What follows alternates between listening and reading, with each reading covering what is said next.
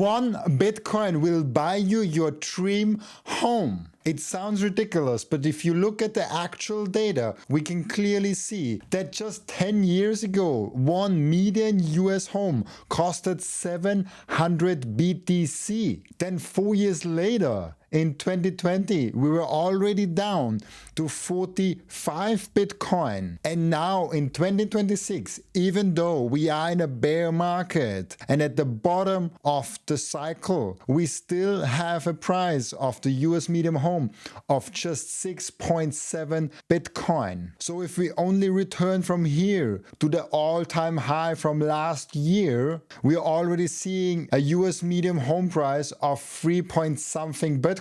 So if you just think about a few years of development in the Bitcoin ecosystem, you will be able to buy your dream home with a fraction of a Bitcoin. Now CJK, our guest today, will do you one better. He's arguing not only that real estate prices will further collapse against Bitcoin, but also that you can buy your dream home today without selling Bitcoin. Enjoy.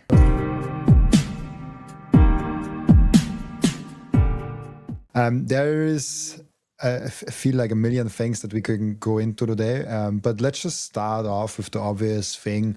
How's been the Bitcoin market treating you? What's going on in the Bitcoin ecosystem? What do you kind of see? Yeah, I mean, it's very interesting to see all of the different kind of arguments and positioning of the marketplace. I think, as someone who's been here since 2013, we're witnessing like the maturation of the marketplace. And I think that the best way for me to relate it is like, if your listeners are dads out there, like I have a family I have 4 kids. My 5th is on the way. So very happy and excited for that. But it's very similar to like how you watch your kids grow up.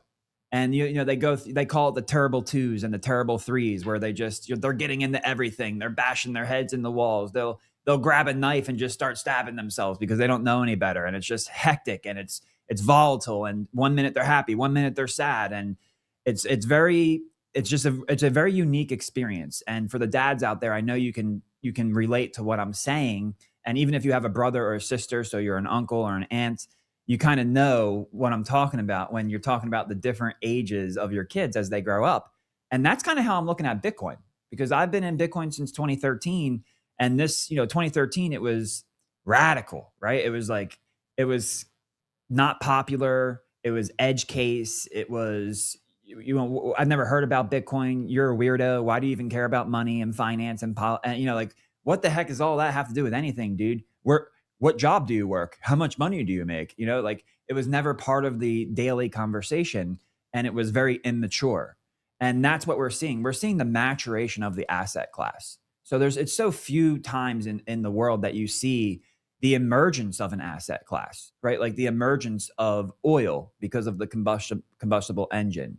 And you watch the asset class mature, and you watch great wealth be created around the emergence of that asset class. And that's where we're at right now. And, sometimes when you're raising your kids, they start doing things that you're not happy with, and they start acting ways that you're not happy with, and you have to discipline them, right? And discipline, the Bible says, if you spare the rod, you spoil the child, right? So you have to discipline the child to teach them what is right and what is wrong.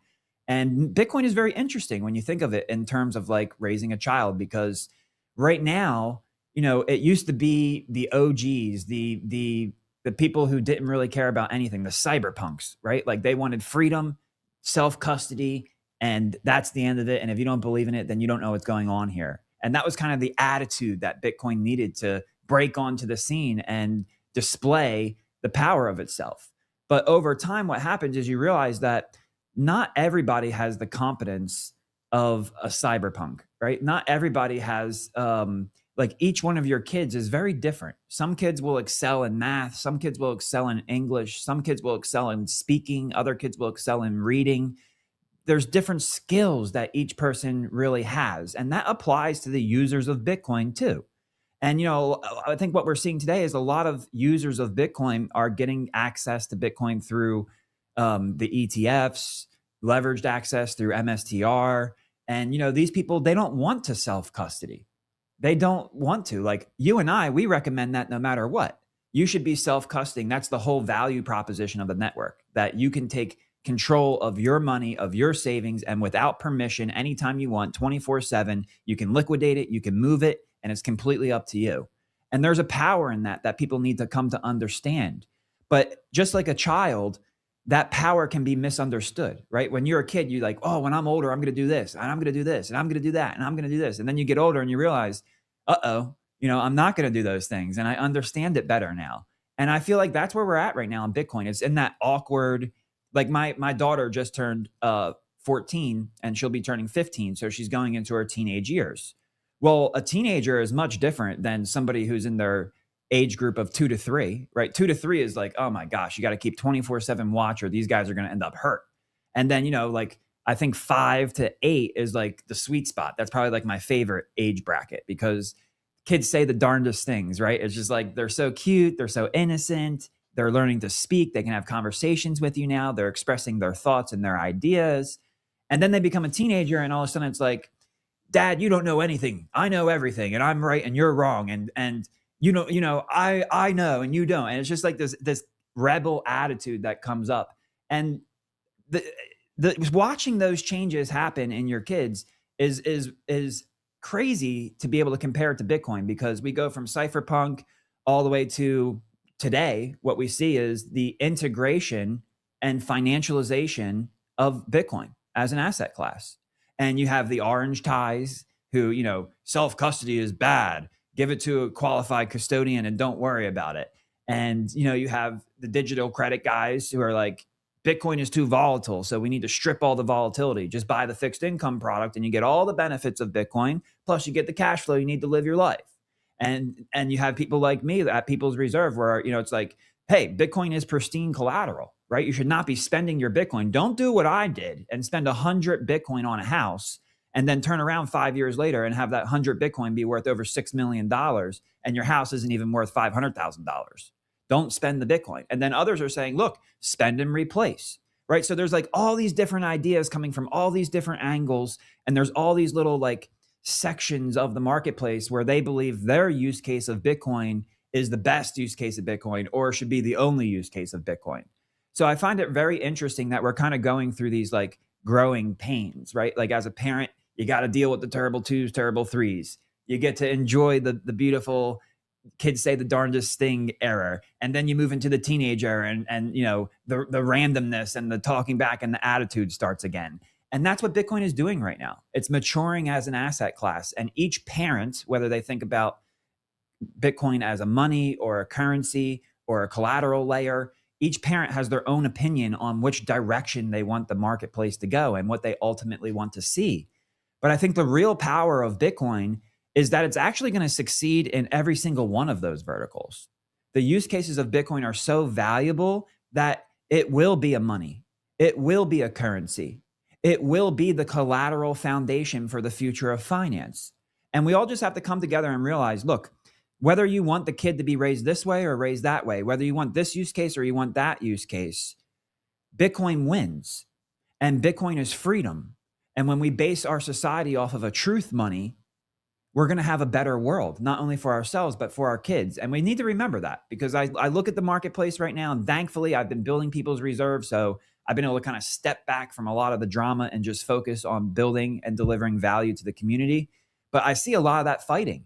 I see a lot of that fighting is, it's okay to fight, but maybe we should be debating instead of fighting, right? We want to step it back a thing or two and let's debate these things instead of fighting and creating different sects of people and going against each other. Like, we're all on the same team, and the enemy is fractional reserve banking. The enemy is the ability to expand currency units, causing inflation, stripping wealth from we the people. That's the problem, and that's the enemy. We all have a common enemy, and we need to come together and realize all these use cases are valuable. And depending on where you are in life, whether you have a lot of savings or you have no savings, Bitcoin is going to be able to help you. And it's going to be able to help you whether you know it's helping you or not. Hal Finney, his opinion was that when Bitcoin was mainstream adopted, there'd still be very few Bitcoin transactions like there were in the early days. because it would be a settlement layer for Bitcoin banks. And people would be using Bitcoin and they wouldn't even know they'd be using Bitcoin because it would be a mainstream collateral foundation settlement layer, not like an everyday currency like government political units that are traded back and forth with high monetary velocity. So everybody has a different opinion, but we all really need to come together here and realize, regardless of what your opinion is, regardless of what use case you're most passionate about, we all have one big problem, and it's called fractional reserve banking. And we all have the same solution to that problem: the perfect form of truth money with absolute digital scarcity that allows no one person to defraud the system and no one person to increase the supply and steal wealth from all of the holders of that asset. We need to group around that idea, come together so that we can accelerate change in the world. And that's what I think is most important about what's going in the market and where we should focus our energies. I love that. I truly do, because you speak, I think, a very base truth and not participating in the fighting. Because I do see, as someone that interviews all now over 600 different people in the Bitcoin ecosystem, I see a lot of people that are on one side or the other. They're saying like, hey, like treasury companies are the best, or like you don't have to do self-custody, and the other ones are like self-custody, don't touch the treasury companies. Like, and then the core versus not. There's like, will Bitcoin be money or not? Like there's like 50 of those different camps, and depending on the cycle, some camps get more successful than others. But I have that theory, like a very simple theory, that Bitcoin is superior to everything and will get the capital flowing from everything. We have it from real estate, from bond market, from equity, from commodities, from literally whatever you can imagine where money is. Money will flow long term towards Bitcoin. And I think you have, the People Reserve, have been building something really interesting from real estate. Then we have, of course, a strategy with that attack the bond market, the income market, even the equity market, because a lot of people buy now a strategy, the equity, and they just put it in the Bitcoin. How is that? How do you look at the overall thesis playing out, that just capital seems to flow from every single corner of the asset marketplace, I don't know if you can call it like that, towards Bitcoin? Is that kind of the speculative attack that also Hal Finney already mentioned, like way before I even thought about Bitcoin? Yeah, I think you're spot on. And I think all capital will eventually flow toward Bitcoin because it is that pristine asset. It is the only asset in the world, actually, even more so than gold, because of it being a better version of gold, right? Gold is that natural form of money. Bitcoin is the engineered form of money. And just like you have a horse pulling a cart, but you have the horsepower in the engine. Which one's better? The horsepower in the engine, obviously, right? Is more efficient. So Bitcoin is engineered money, which makes it more efficient than natural money. And everything will flow to Bitcoin. And that's exactly what we're seeing. And I think what's happening right now is that whether the system knows it or not, it's actually creating like a little bit of a dam or like a stone wall that is kind of trying to slow that flow of liquidity. And we see that slowing in two spaces, actually. One space reveals the flow quite literally. The other one is a little bit more shadowed. So let's start with the one that I think is more obvious, and that is actually stablecoins. So people will be like, why is this guy talking about stablecoins in a Bitcoin interview? Well, look, governments are never going to give up the ability to print money, right? I hope everybody is willing to admit that, right? Like they're not going to just come out and say, hey, the way we've been doing things for thousands of years is wrong, right? Even the kings and queens who were issuing gold and silver coins, it's wrong. We shouldn't be doing it that way, right? And that's not going to happen. That is never going to happen. Political currency units are going to continue to be a thing, at least in our lifetime, and in my opinion, for many future generations to come. But when you look at stablecoins, which, by the way, it's important to understand that a stablecoin, which is backed by a dollar 1-to-1, doesn't protect you from anything, right? As the dollar gets inflated, the purchasing power of the stablecoin gets inflated. So it's not a solution to anybody's problem. But I do think it's very interesting because I always thought that Bitcoin would be what takes down fractional reserve banking. But I think stablecoins, especially with the Genius Act being passed here in the United States, actually has a better chance of destroying the fractional reserve banking model. And the reason is because each stablecoin is required by law to be backed by a US dollar or a US Treasury cash equivalent. And then that allows the stablecoin to circulate. Well, what does that mean? That means 1-to-1. 1-to-1 means that it's fully reserved, it's fully backed. When you go to a bank and you have a demand deposit, you make a deposit and you can demand that deposit back at any time. That demand deposit is really only backed by like a penny. Maybe, well, let's give the banks the benefit of the doubt and say it's backed by 10 cents. Even though since COVID, the reserve policy is it doesn't need to be backed by anything. The bank can just dictate its risk how it wants based on Basel banking regulations. So, but let's just say it's backed by a dime. Okay, so if everybody comes back to get their money, like they did in March of 2023 when we had Silicon Valley Bank collapse and the Federal Reserve had to take action to ensure all those deposits because people were moving their money out of the banks where they weren't getting any interest and into the money market funds where they were getting the interest. That created massive problems because the value wasn't there to back all of the demand deposits. So I think it's very interesting that we look at stablecoins and we say, wow, why are the banks fighting stablecoin yields? Why, what's so important about this argument in the Clarity Act about earning on stablecoins?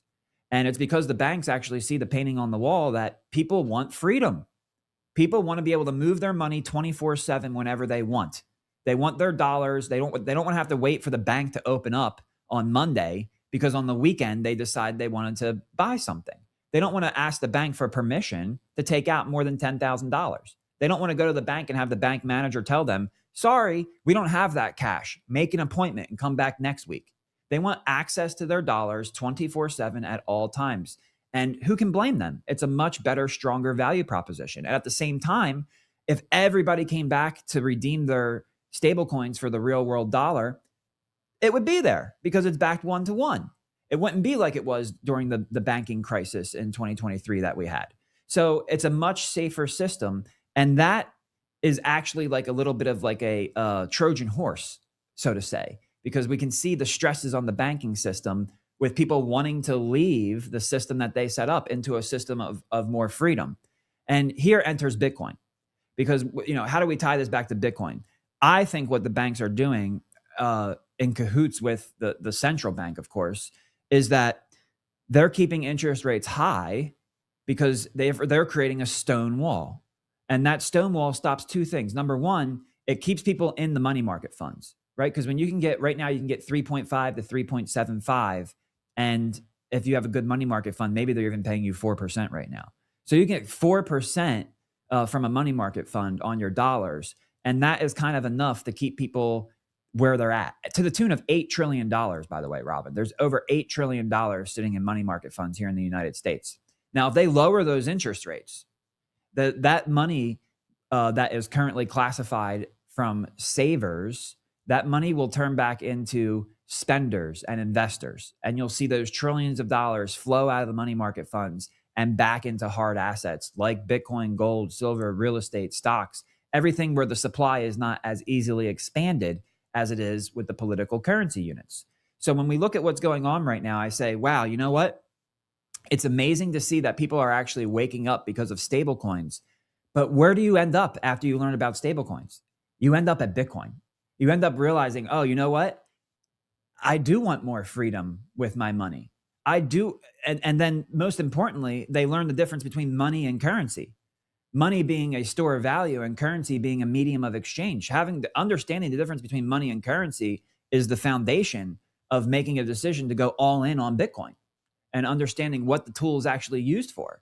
And stablecoins are helping accelerate that. And the banks, I think the banks and the system itself has exposed itself because here, at least here in the United States, the real estate market is frozen.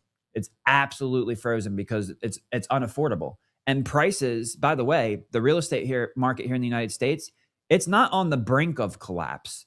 It's actually in the middle of a correction.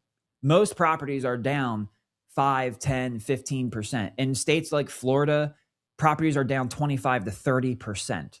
That is, in traditional terms, that is called a bear market.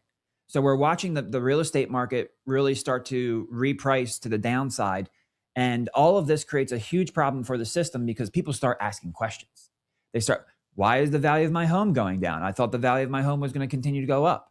I thought, for most Americans, the majority of their wealth is held in their home equity. Well, for some of these Americans, their home equity is down 30% over the last since 2022. That's 30% of your retirement gone because you thought when the kids left the house and you retired from your job, you could sell the house, take that money, and that's your retirement. Well, that money doesn't exist anymore because that value is not in the price anymore. And people are starting to ask tough questions and they want freedom of their money. They want to understand the system a little bit better because they're actually having opportunities taken away from them.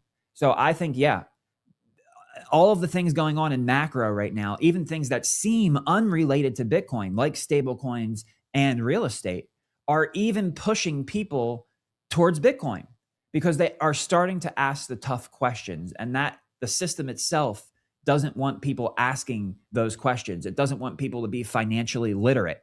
That's why the schools have crappy money curriculums where you teach kids to count money, but you don't teach them about the history of money.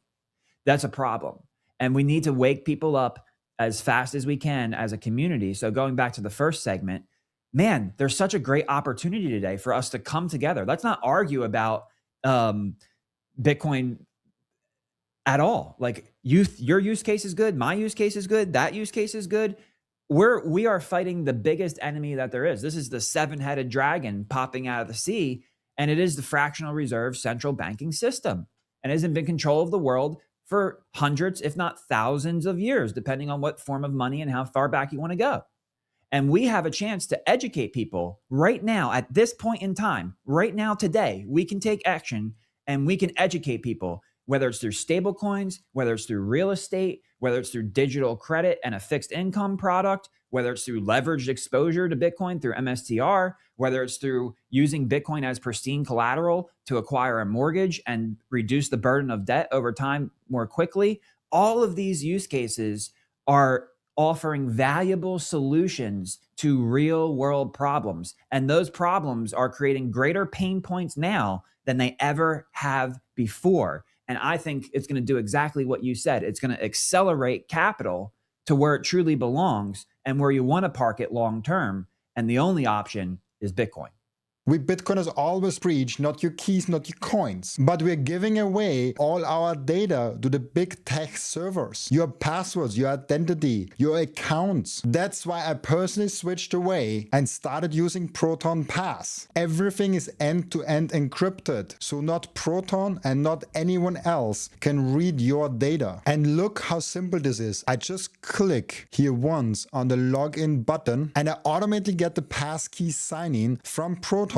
With just one click on it, I'm signed in. And of course, it also stores all the two-factor authentication codes. And if my credentials ever show up in a data breach, it warns me so I can act very fast. If you care about holding your own Bitcoin, you should also care about holding the control of your own data. It's the same fight. And the best part is you're not sacrificing your convenience. It's privacy and security by default. And you can start for free right now. And if you want to upgrade to Proton Plus, you get that for just $1 for your first month. Link is in the description and in the pinned comment down below. So go to proton.me/pass/Robin Seyr. Make sure you close your digital front door. It takes you 5 minutes and €0 to start with. Again, that's proton.me/pass/Robin Seyr. Man, I love your speeches. I could just listen to it every single day for a long time. I'm shocked. Like real estate is going down in US dollar denominated. That's crazy for me to think that, because this was always, and there's a lot of people in Austria, and I think it's a worldwide effect, but I just know it from Austria more, where people say, "Hey, buy a home." I had multiple uncles of mine. I'm young. I'm like 27, so I had multiple very knowledgeable uncles of mine saying, "Hey, you made a bunch of money with Bitcoin. Why don't you sell it for a home? Why don't you put it in something safe? Why don't you do that?" I heard that multiple times from my former boss, from uncles of mine of all sorts of males twice my age. And so it's kind of fascinating to see, because they see it as this like, yeah, real estate will always go up. And I think long term, probably in US dollar denominated terms, in euro denominated terms, it probably will go up, because they just print the shit out of those currencies. So they will make sure that real estate goes up. But in real terms, it goes down, and it has a lot of hustle. Like if you own a home, you know what hustle it is. My parents owned a home, like and I know like most, like every single one of my uncles actually own a home, and so I know like all the burdens that come with that. But now the really interesting question is, like, young people are asking themselves, should I buy a home or should I rent? And for me, it's a really clear, like first of all, if you want to buy a home and you need it emotionally, just do it. Like there's no better, like if you need it for you personally, like go ahead. Because there's no discussion then. If you need, like if you cannot live a nice life without buying a home, like that's a life goal, like you have to go for it. But for me, I don't see any reason why I should buy a home at all, except of like maybe I just get it and not paying down my mortgage and just leave it there and use the extra cash. With that, there might be some interesting strategy. How do you look at young people now being confronted with that real estate question, with that buying a home, renting question, especially with that new uncertainty that even in real US dollar denominated prices, homes can go down, not just up? Yeah, and that's a great question. It's actually one of my favorite questions, because that's why People's Reserve exists.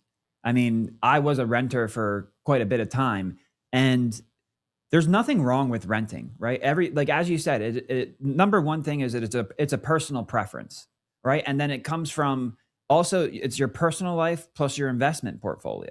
So everybody's going to make their own personal decision over what kind of balance that they want. So let's go with investment portfolio first, and then we'll go to personal.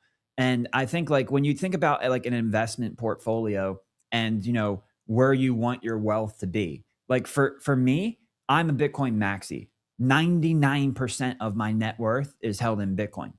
That's just the way it is, and I don't plan on changing that anytime soon. But there's an interesting dynamic when you think about when you can keep your Bitcoin and acquire real estate, right? Because the trade-off has always been like your uncles and your boss telling you, why don't you use the Bitcoin to buy a home? But you have to sell the Bitcoin to buy the home. And we're at the bottom of the S curve of adoption of the emergence of a brand new asset class that is going to swallow all capital in the world. So, I know this guy named CJ, and he spent 100 Bitcoin on his house, and his house isn't even worth $5,000. The Bitcoin's worth over 6 million. So shouldn't I learn from his lesson? Why would I trade my Bitcoin for a property, which is going to create more carry costs, right? You have property, you have insurance, you have taxes, you have maintenance. I mean, it's a handful. It's a mission. And when you rent, you don't have to deal with that. You just pay your rent and you use the property. Well, when it comes to an investment portfolio, to me, being a Bitcoiner who wants to hold on to as much Bitcoin as humanly possible, like for instance, in 2019, when I bought my home with the 100 Bitcoin, even though it was only a portion of my Bitcoin savings, it didn't sit right with me, right? My wife was pregnant. I know I wanted to get a home and establish roots and build equity, but I actually went back to work. So even though I was retired and Bitcoin had put me in a position where I never have to work again, I went back to work so that I didn't have to sell Bitcoin in order to pay my bills. Because part of life is that you need to pay your bills, right? You need to make money. There needs to be some form of cash flow so that you can use those political currency units to pay for these products and services, which still blows my mind that these people take the political currency units for the products and services, but they do. And that's what people need. So even if you buy Bitcoin and it's worth a lot of value, if you're selling that Bitcoin where we are right now at the bottom of the S curve, that's not a good value proposition. That's not good for your future generations who you're going to leave that Bitcoin to, because like we were talking about, all capital is going to flow into Bitcoin. So the question for me became, okay, so based off my experience, I know we need to build a product that allows you to keep your Bitcoin and acquire the home. Also, based off of my experience, since 6 months after I bought my home, COVID hit, I knew that you don't want to borrow against Bitcoin on margin, because even if you had like a safe 50% LTV, if something happens in the world that you don't have control over these things, you don't know when there's going to be a liquidity event or a crisis in the world. And if it happens at the time that Bitcoin's on margin, you're liquidated. So I would have paid 200 Bitcoin. So I'm glad I didn't borrow against it in some DeFi protocol, because it would have cost me double what it already cost me today. So I knew we needed a product that allows you to unlock the purchasing power of your Bitcoin without giving up ownership, so that you can keep the upside and that you can keep the asset on your balance sheet, the most important asset that you have. But at the same time, there couldn't be any margin call or liquidation risk. And we accomplished that through the dual collateralization of property, title, and Bitcoin. So you can utilize your Bitcoin, whether it be for your investment portfolio or for personal reasons. You use your Bitcoin as pristine collateral to get the financing. The financing is secured by both the property, title, and the Bitcoin. And therefore, even if Bitcoin goes to zero, you're not getting a margin call. You're not getting a liquidation risk. Even if there's something crazy that happens, you can sleep well at night in your home, whether it be your personal property or an investment property. But for me and my portfolio, I wanted to create cash flow so that I didn't need to sell any more Bitcoin. And it was to the extent that I literally went back to work. So I was willing to trade my time and energy to mine fiat instead of sell Bitcoin. And that really led me to understand, wow, what we're building at People's Reserve is going to be so important, because it's important for personal achievement and personal goals of acquiring that home, but also for portfolio reasons, for cash flow. Because now I can take a portion of my Bitcoin. Let's say I'm going to buy like a $5 million multi-unit complex. Maybe it's like a quadplex, right? So it's got 4 units, and it's a beautiful quadplex down on the beach in Sarasota, and you can rent it out during the summers, and it pays for itself, right? And it creates cash flow for you. Well, am I going to trade my Bitcoin for that? Heck no, I'm not going to trade my Bitcoin for that. But I do need some form of cash flow, and I don't want to go back to work. I want to spend my time with my family, not working to mine fiat. So, okay, fantastic. Let me put down $5 million of Bitcoin collateral. Let me get financing from People's Reserve. Let me buy the property on the beach, the quadplex, or wherever it is the property you're looking at. And now I can rent out those 4 units year round and create cash flow. And let's say like my monthly payment is maybe, 15 grand a month for the financing. But each quadplex rents out for $5,000 per month. And the property is creating $20,000 of cash flow per month. Well, I take the $15,000 to pay my financing costs, and I'm left over with $5,000. So from this one property, I'm getting $5,000 per month of cash flow, which is $60,000 a year, to pay for the goods and services that me and my family consume. Now, let's scale that out. Let's build another property. Let's build another property. And you just do it to the extent where you can meet your cash flow goals, right? How much does your family consume, and how much money do you need? How much cash flow do you need in order to live the quality of life and standard of living that you want to live? And in doing this strategy, I have now taken my Bitcoin, which the only option I had previously was to sell the Bitcoin, which is unacceptable. I'm not selling Bitcoin. You're going to have to rip it out of my cold, dead hands. It's in trust and it's going to my family. Nobody's getting my Bitcoin. I already paid 100 Bitcoin. I'm not giving up any more Bitcoin at all. Unacceptable. But now, instead of just holding the Bitcoin and handing it down, I turn it into a productive asset. I turn it into something in my portfolio that is creating cash flow for me without margin calls and without liquidation risk, and a way where I can step away from mining fiat with my time and energy and instead have the property mine the fiat through the rental system. And that is a really valuable proposition for long-term Bitcoiners who have some Bitcoin and are looking to step away from working, because obviously most Bitcoiners, they don't want to sell their Bitcoin. We know where this thing is going, but how do I make my Bitcoin produce something without the typical risk that we've seen in the past, right? Oh, deposit your coins and you're going to earn interest. Yeah, okay, you got no coins left now, right? Because of all the rehypothecation and bullshit going back in the background, all of the fraud going on in the background. You can't trust it. It's not worth it. No amount of yield is worth putting your Bitcoin at risk. Just keep it in your self-custody, and that's the safest place to keep it. Keep it in your self-custody and ignore the news and just wait. Yeah, but what happens when I don't want to work anymore? What happens when I have acquired enough Bitcoin where deploying a portion of it in a way with a contract like People's Reserve, I can create yield with it. I can create cash flow with it. And there is no rehypothecation risk in the background. It's got all of the infrastructure set up for a Bitcoiner. I mean, for People's Reserve specifically, we're a partner with BitGo. They are a qualified custodian. So it's bankruptcy remote. It's insured by Lloyd's of London. And you have the right and proper contracts from a US regulated company in the form of BitGo and People's Reserve and TrueFi, our exclusive liquidity provider, so that you know over the course of that 30 years or however long you're going to hold that mortgage, that the Bitcoin is secure for you and your future generations. But you are now creating yield. You are now creating cash flow with that portion of your portfolio, which was creating nothing before. That's life changing. That means that you can, the responsible saving of Bitcoin and the proper deployment of Bitcoin, where the risk reward makes sense, can now create cash flow for you so that you can step away and invest your time and energy. The only asset that's more valuable than Bitcoin, your time and energy, you can now invest it into your family and to experiencing life. That's a really strong value proposition that is kind of misunderstood in the marketplace because of the failures of the past.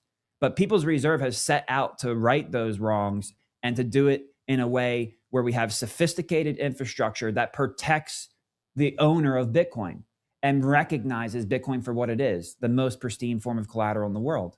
And it easily translates to the personal, right? I started with the investment because it easily translates to the personal. If you're a young American, or really People's Reserve and TrueFi, our goal is to export the American dream. So even if you're not a young American, no matter where you are in the world, and you're just starting out in the workforce and you're trying your best to deliver value to the economy so that you can make money and generate savings and deploy that savings into Bitcoin and grow wealth, a home should not be a setback.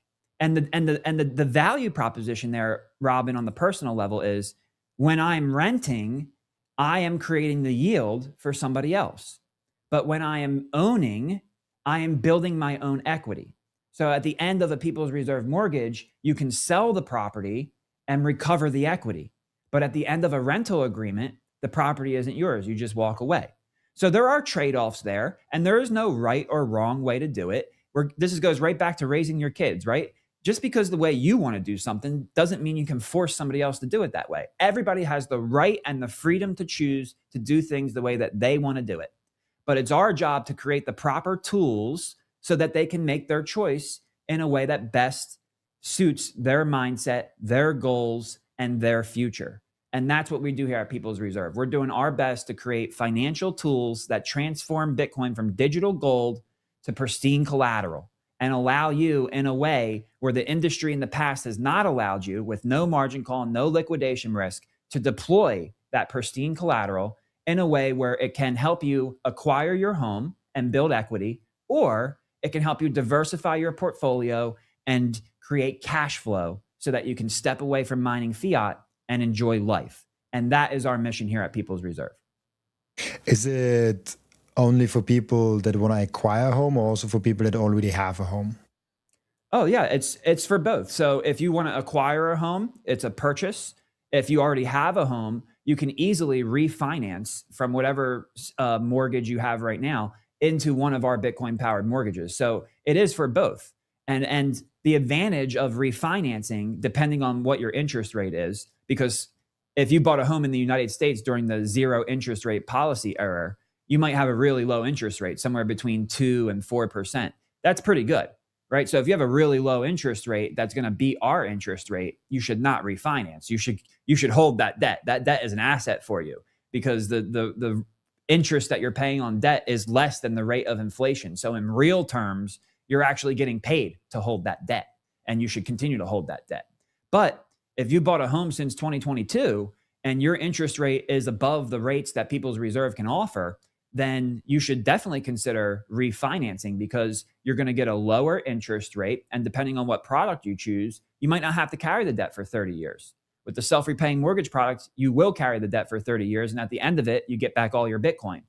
But if you have a little bit of Bitcoin, and maybe you're borrowing at 6.5% from the bank right now, but you have 20% equity in your home, or you can combine the home equity you have with the Bitcoin that you have and transform that home equity into Bitcoin equity, You can put 20% of the purchase price of the home. So a $500,000 home, you need $100,000 of Bitcoin.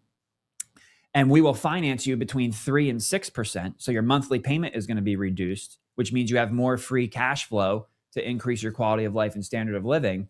And with the BMR, unlike the SRM where you get all of the Bitcoin back at the end, with the BMR, half the Bitcoin, up to half the Bitcoin works for you, the borrower, to pay off your debt. So as Bitcoin increases in value over time, the burden of your debt is reduced. And the other half works for the lender to create upside reward for taking the additional risk of an under collateralized financing obligation. So yeah, whether you're looking to buy your home or whether you own a home and you're looking to refinance, the best way I could say it is go to the website at peoplesreserve.com. In the top right corner, there's the calculator icon. Use the calculator to type in your specific numbers because everybody's in a different situation, different down payments, different interest rates, different equity values. Use the calculator, type in your specific numbers, and look at the difference. If you can save money with People's Reserve, that's extra dollars that you can use to save more Bitcoin or increase your quality of life and standard of living. And that's the whole point, to be as efficient as possible to get the most out of the value that you deliver from the economy in the form of your payment. And whether it's People's Reserve or even, I love Joe Consorti over at Horizon. They have a thing where you can transform equity and you don't even have to make a payment. So there's going to be multiple options in the marketplace where you can take advantage of Bitcoin as a pristine collateral and as a savings technology to get ahead, to put you and your family in a better position. And if we can get behind that, that's what's going to me, Robin, that's what creates the next wave of adoption. And yeah, right there, you see the Bitcoin bond calculator. But if you go up to the calculator emblem, it'll be like a little drop down menu and you can see all the different calculators we have, the self-repaying mortgage calculator, the Bitcoin mortgage calculator, and you can type in your exact numbers. Now, what's so exciting about the self-repaying mortgage calculator that you're on or that you were on right there is that when you over collateralize with Bitcoin, we can offer you the lowest interest rates in the world, right? So in this example, you see that there's a $500,000 purchase price and there's no down payment required whatsoever. But look at the collateral ratio. It's set at 100% right now. And that means that for a $500,000 home, you need to post $500,000 of Bitcoin. But what if you've been saving Bitcoin for a really long time? And by the way, look at your monthly payment too right now. It's like $2,700, I think, over on the right. Now take that slider bar on the collateral ratio and max it out to 300%. That means you put down $1.5 million of Bitcoin to secure your $500,000 financing. What that does is it reduces your interest rate all the way down to 1% here at the diamond level. Look at your monthly payment now at the bottom of the screen there, $1,100. So you're saving almost $1,600 per month by using Bitcoin as pristine collateral. That's $1,600 that you can save in Bitcoin. That's $1,600 that you can save up to take a vacation and experience life with your family. That's $1,600 extra that's going to make your life better. And that's what Bitcoin is supposed to do. Bitcoin is a savings technology. And with our use case, it doesn't just create wealth for you. It saves you money on the everyday costs that you face. And one of those biggest costs, whether it's a rental cost or a mortgage payment, is that payment. So your mortgage payment or your rental payment is one of the highest costs that you will have to pay over the course of your life.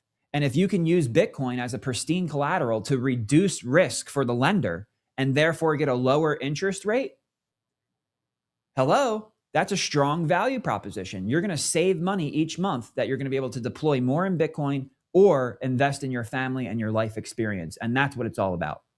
With Microseed, you can engrave your 12 or 24 word seed phrase, the entire seed phrase, onto a 1-inch small washer. Yes, just one washer. All 24 words on that one washer. You can hide that thing everywhere. And even better, you don't need to buy a new kit every time you have to get a new wallet. You can make unlimited backups because Microseed is not selling the washer. Microseed is selling getting the device that stamps the washer. So you get the full kit with the device, with the washers, with the hammer, with everything you need to get started today. And you can make with that unlimited amount of backups. Go now to microseed.io. I finally and officially mine Bitcoin. This is not just something to stack more Satoshis, but it's most importantly also to support the network. Individual miners are the ones that keep the Bitcoin network decentralized. And by the way, you get KYC-free Bitcoin. That's why I use Simple Mining. I get an actual proper Bitcoin miner. They set it up for me. They repair it if it breaks down. And most importantly, they let me choose the pool and even connect my own full node. I'm completely sovereign and I'm completely in control, and I can sign up with Ocean, no account needed. I just give them a Bitcoin address and then there's mining going on. No KYC, nothing. So if you're ready to mine Bitcoin, go to simplemining.io, tell them you come from Robin, and let's mine Bitcoin together.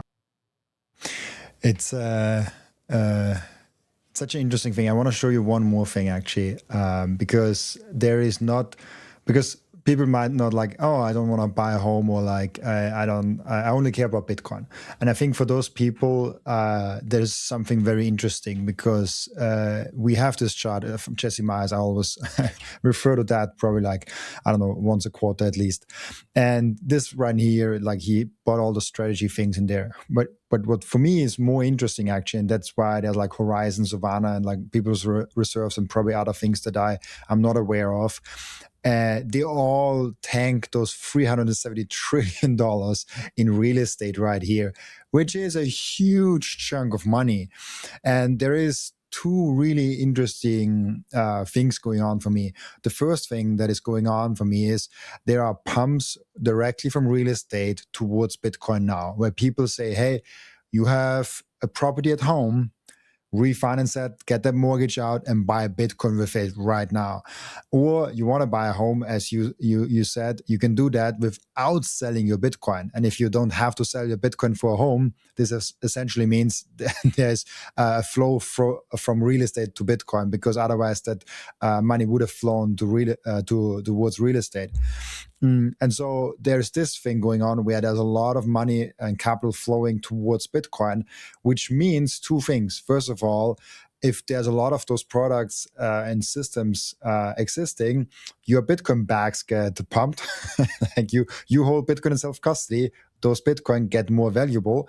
And second thing, over time, for you, homes get less expensive. So at some point, you might be able, like if you now have, let's say, I don't know, 5 Bitcoin, and you're like, oh shit, for me buying a home right now, I would need to just sell everything or post everything and still make a monthly payment and all of those things to make sure I actually can do that. But I can also just wait 5, 10, 15 years.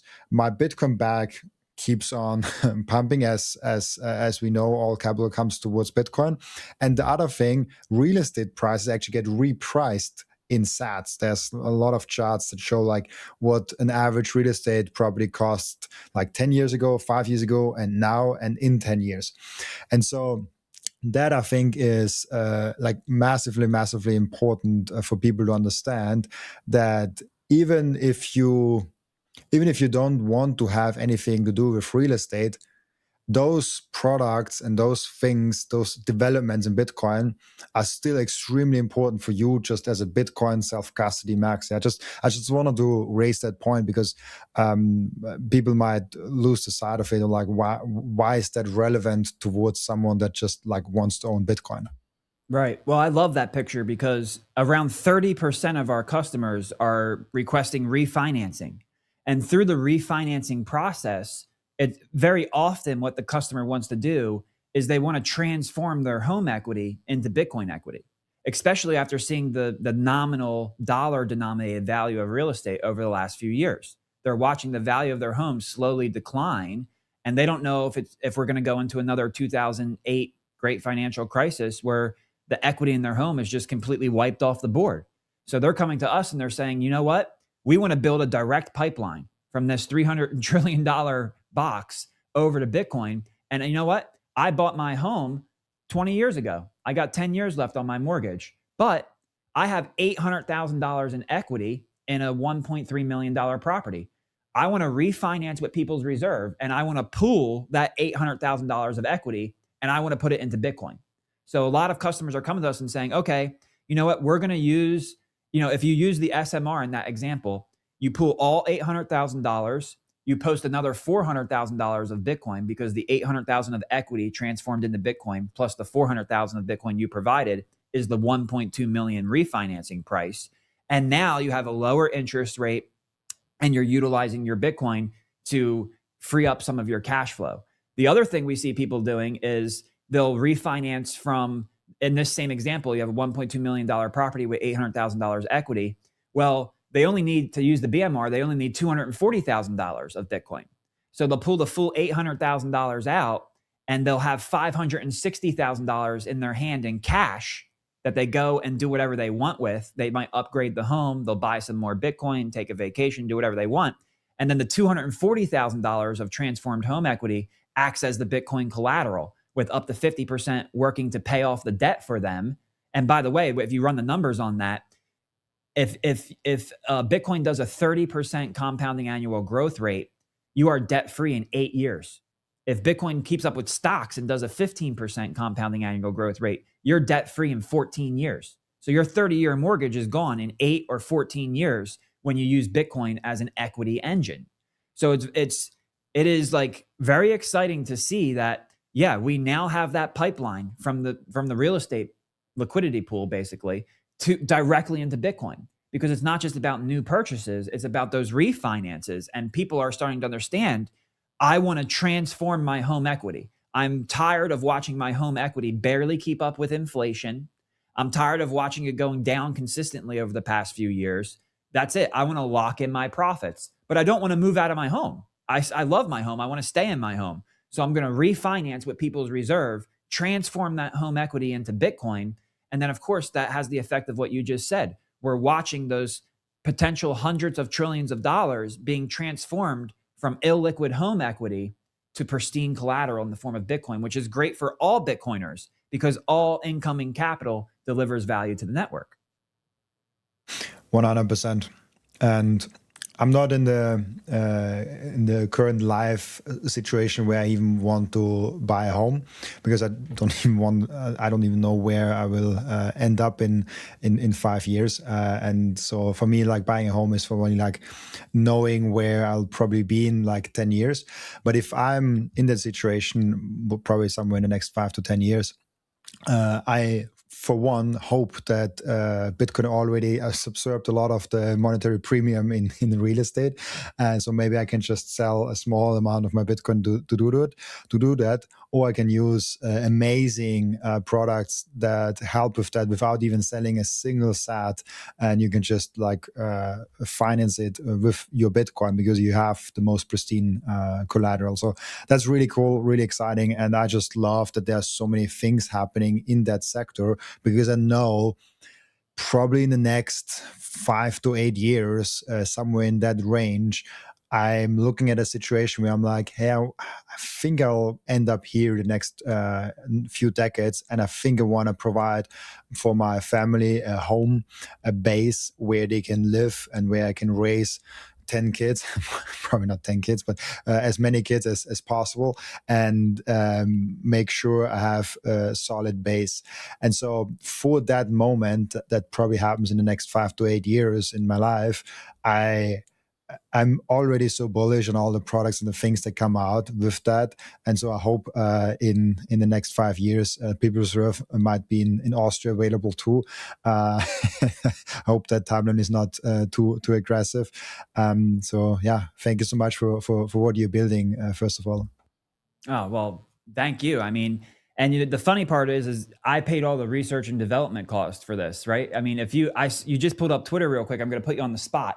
If you pull up the People's Reserve Twitter, just the other day, we posted a post that actually has the chart that you were talking about with the price of real estate relative to Bitcoin, right? Because in most terms, it's July 4th. My neighbors invite me over for a burger and a beer, and they're like, CJ, how you doing? Are you happy with your house? I mean, I know, the last couple of years have been rough. The prices are coming down a little bit, but look, it's still way above what you paid for it. And I'm saying, well, guys, I paid for my house with Bitcoin. I didn't pay for my house with dollars. So when you look at that chart, that's the one right there. Yeah, real estate is collapsing against Bitcoin. I paid 100 Bitcoin for my house in 2019. I would be lucky today to get 6 Bitcoin for my house, 7 Bitcoin for my house. I mean, honestly, with the market the way it is right now, with interest rates high and affordability at the worst point it's ever been, I'd probably have to fire sale my house just to get the liquidity. And I'd be lucky to get, 5 Bitcoin. I wouldn't even be able to get Bitcoin. I'd have to get cash, and then I'd have to go to the exchange and exchange the cash for Bitcoin. But I'd be lucky to end up with 5 Bitcoin after going through all that process. And remember, I paid 100 Bitcoin for it. So I've now lost 95 Bitcoin in my home. That's, my neighbors are sitting there like, oh yeah, he paid this and it's worth this. He's doing great. He's more than doubled. What's he upset about? No, I'm down 99%. I will never get those Bitcoin back again. You people don't understand. And, you do your best to try to help them understand, but they don't. But charts like this go a long way, because what you said earlier is fat. It's put right there on the chart. Look at the collapse of real estate in terms of Bitcoin. And, where's it going to be next year? Where's it going to be the year after that? Where's it going to be 5 years from now when you're looking to buy your home and establish roots for your family? It's going to be much, much, much less Bitcoin per house, because houses can have their supply expanded. The only thing rare about a house is the land that it's on, because the land can't be recreated. So the location is very important. But besides that, a house is disposable. It's usable. And for those of you who rent and live in a house, it's a lot of upkeep, especially if you have kids. My 4 kids have beat the crap out of my house. If I wanted to sell my house, I would need to buy a new house first, move my kids into that house, and then put another 10 or 20 grand into my house just to get it in sellable condition, so that it doesn't look like a freaking circus went through the property. So it's a lot of extra costs to own a house, with taxes and maintenance and insurances, especially here in Florida. We get hurricanes. I'm on the Gulf Coast here in Florida. A couple, not that long ago, we got back-to-back hurricanes and the whole area got crushed. So, there are a lot of things going on when you make these types of big financial decisions in your life. And whether you're like yourself, where you want to purchase the house with your Bitcoin, or whether you want to use a financial tool like People's Reserves Bitcoin Mortgage, that's what's most important, right? Whatever use case that you are passionate about, stop arguing about it and start building. Build solutions with the use case about Bitcoin that you are most passionate about. Solve real world problems that people are facing. Look at their pain points, solve the problem, deliver value to the economy built on top of Bitcoin. And if we can come together as a Bitcoin community and build solutions with all of these use cases, then we are going to build a better future, not only for ourselves, but our children and our children's children. And I think for Bitcoiners, that is ultimately our guiding light. That is what drives us. We want to live in a truth-based society, free of central banking, fractional reserves, lies, data manipulation and corruption, bailouts, printing, fraud. Get rid of all of it by building society on top of truth money. And we should all be able to get behind that as Bitcoiners, because that is our mission, and we have a common enemy. And then regardless of the use case, leverage your use case to create a solution, and let's show the world what Bitcoiners are made of. I love that. Really cool. And I think just to give that chart one more try, I think it will be a huge moment once the median price moves under 1 Bitcoin. I think that will be a huge milestone, a huge moment for the Bitcoin ecosystem, and probably also real estate people, because there are a lot of real estate people that just do all the things in real estate, but don't even consider Bitcoin because it's a digital thing. It doesn't exist, right? So it's like people will wake up to the reality of like, you need Bitcoin. Bitcoin is a pristine collateral, no longer the home. And what people also think underestimate, if like you see it as a pristine collateral, I see it as pristine collateral, but the banks and the traditional financial space looks a little bit differently currently, still at Bitcoin. And I think the more this equality of of Bitcoin going down, the Bitcoin price of real estate going down over time, the more banks will wake up to the reality of like, oh, Bitcoin is actually really good property. Volatility will slowly come down of the Bitcoin that it has. It has more validity, more credibility in the space, more publicly traded company will do like all the things that are already happening just will pop up more and more. And so this will be this will be huge for real estate people. I think once we hit under 1 Bitcoin and you just buy a home with, I don't know, 0.5 Bitcoin. It's definitely going to be a catalyst. And, you know, another exciting thing happening at People's Reserve is we've had a lot of inquiries from real estate investment trusts and real estate syndicates. So some very smart real estate people are starting to ask the question, wait a second, if I go to my community of investors and I raise $5 million to buy a property, why wouldn't I take the $5 million, buy Bitcoin, come to People's Reserve and buy the property? Because now I have the Bitcoin and the property. So as Bitcoin does well, my project gains value. And then at the same time, as real estate goes up, my project gains value. And as real estate creates cash flow, my project delivers value to my investors. So my competition is raising $5 million and just buying the property and divvying out the cash flow. I am taking the $5 million, buying Bitcoin, buying the property, and divvying out the cash flow. Well, after 5 or 10 years, when the investment term comes to a close, how much value is that Bitcoin going to deliver over the person who just bought the real estate? So real estate investment strategies are actually starting to take notice of the ability to use Bitcoin as a pristine collateral, especially with contracts like People's Reserve, where there's no margin call or liquidation risk, and going to leverage that reality to create better returns for their investors. So from the investment side, from the personal side, Bitcoin is going to play a key critical role. And we're going to see that pipeline, that very small pipeline going from that real estate box to Bitcoin. That pipeline is going to be turned into a huge funnel. And that funnel is only going to continue to grow. And that's going to benefit everybody who is a responsible saver of Bitcoin. I think so too. I have one quick question at the end before we stop the podcast. What's your take? Because like everyone is interested in strategy. What's your take in strategy, MSTR, and the digital credit thing that is currently going on? I love it. I think it's great. I think it's a use case, right? And the use case is fixed income. When you look at people like my parents and my grandparents, they don't need growth. They already have growth. They already have their retirement plan. But what they do need is consistent income, right? So a fixed income investor who's in their retirement age is a much different strategy and application than a young guy like you or me who's looking for massive growth. We don't care about volatility because we want growth. They don't care about growth. They want lack of volatility and consistency. And I think the way Michael describes how, you know, Bitcoin is the jet, right? You got to be able to turn the G's in the jet. Bitcoin's going to go up, it's going to go down, and it's like flying in a jet. It's very, for those of you who have done that before, watch a YouTube video on people who go flying in jets. When they make those tight turns, most people they pass out because they're not used to all the G-force that goes on them. So that volatility is the G-force. And most people can't handle it or don't want to handle it because of the situation they're in their life. But when you look at MSTR and you look at young guys like us, that's the rocket ship.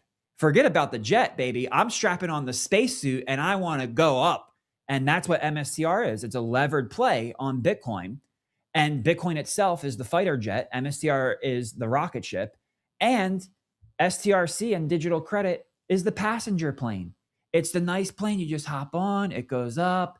It flies straight. It lands down. No problem. It strips the volatility. It strips the G-force and delivers a nice, safe flight for you. And if your long-term mindset, the volatility that we saw in the instrument recently doesn't really affect you because you're not looking to get liquidity, right? Price is the language of demand. And when supply outstrips demand, price is going to go down temporarily. And when demand outstrips supply, price is going to go up temporarily. But price is the language of demand. It's always going to change. But the important thing is, if you bought digital credit, you're still getting paid the fixed income from the stack of Bitcoin. You're still able to, and they don't even need to sell the Bitcoin, but if they have to, they will. So you get your fixed income, you get your nice passenger jet flight because you're in retirement. You've stepped out of the jet. You don't want to be in the rocket ship. You want a nice, comfortable flight. I think this is a great analogy. I love the way he explains that, and I think it's a great product. And a matter of fact, I think it's so important to create a use case for fixed income that People's Reserve also has fixed income product called a Bitcoin bond. And our Bitcoin bond, it doesn't work like digital credit at all. It's a completely different type of product, but it's a principal protected product. So it's a structured note that's designed to create principal protection. What does that mean?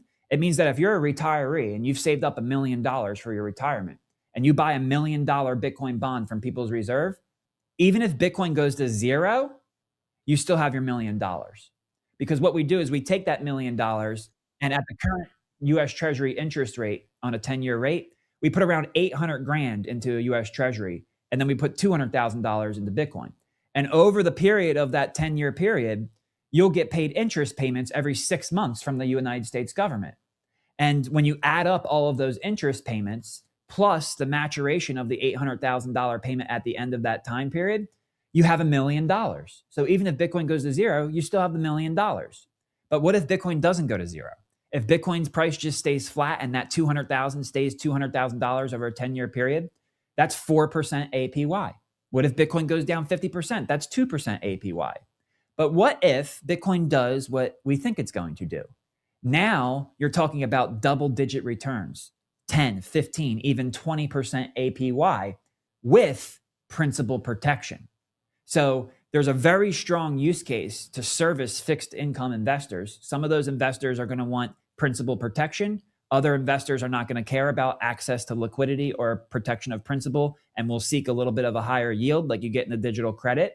But there's many different solutions that are going to be brought to the marketplace because each individual has the freedom and the right to choose what instrument they want to use for their specific financial situation. So I love it. I think digital credit is great. I think fixed income has a big problem because the real rates of return are negative. So we need to attach Bitcoin to fixed income so that your fixed income can outpace the rate of inflation and deliver a real return to you.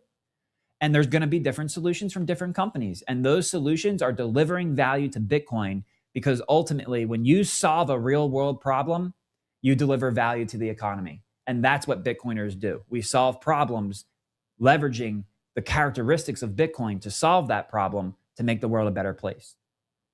I love that. I 100% agree with that. The rocket ship, I got onto that rocket ship with a little bit of my portfolio this year, and man, it's a rocky ride. I love it. Buy a quality asset when everyone hates them, I guess. Absolutely. We have an end routine, as you may know from previous appearances, where the previous guest is asking a question for the next guest without knowing who the next guest actually is. And the previous guest asked you, a spoiler, he is a MSTR strategy maxi.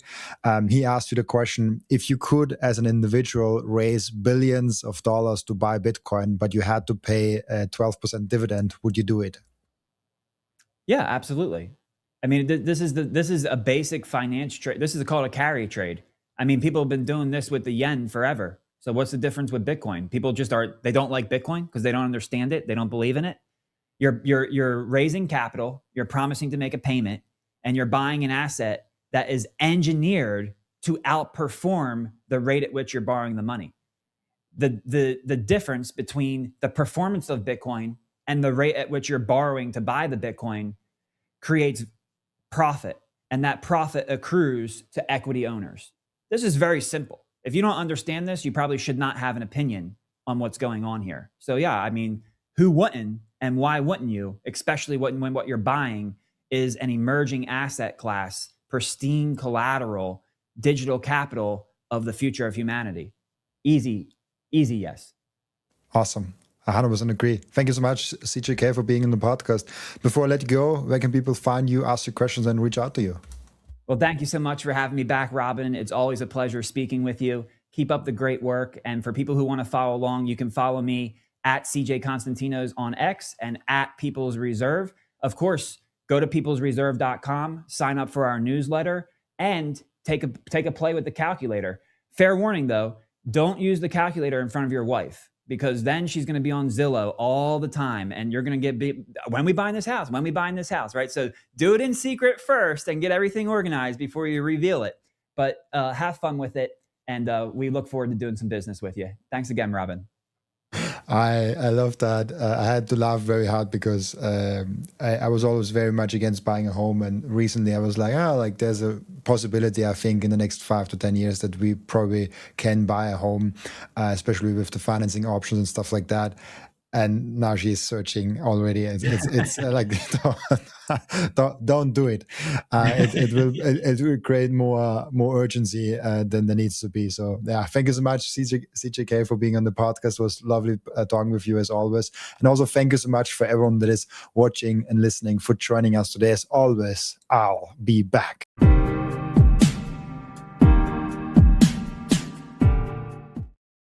This content is for educational and entertainment purposes only and does not constitute financial advice.